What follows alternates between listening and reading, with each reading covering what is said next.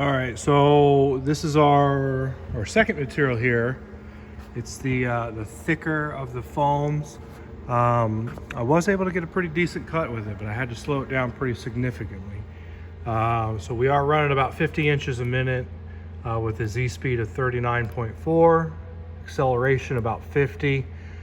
Everything else is pretty much stock defaults. I am using that foam unit. The foam unit here has a large protective rolling wheel that is on both sides that also kind of helps push down positive pressure on the top of the material. And then we've got a pretty long, significant blade. This was the blade profile tip that I ended up settling with. Kind of hard to focus there, but it does come down to a point. We've got a couple different styles of blades that can run in this tool, so you're not limited to one style of blade. So we're going to run this job, this little Kongsberg cut here, right next to the area we cut before. I'll go ahead and put my servos on, and then we'll start there.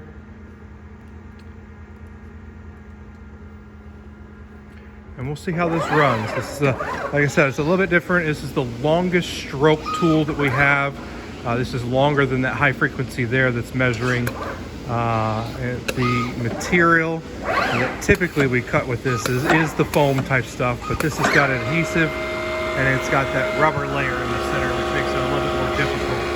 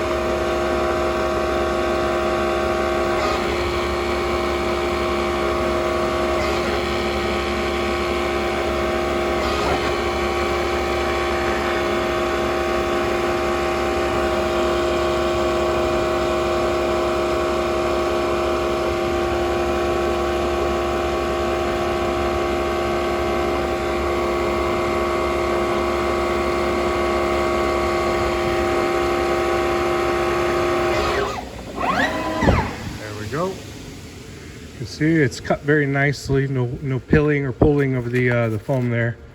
And then yeah, got our nice back cut there. Kind of just push these through a little bit so we can see them. There we go.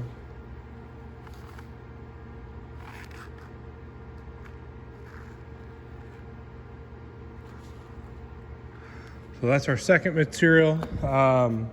We've got the heat shield stuff that also cut well, and then I'm going to switch over to a little bit thinner of a foam, and we'll give that one a try as well. Thank you much.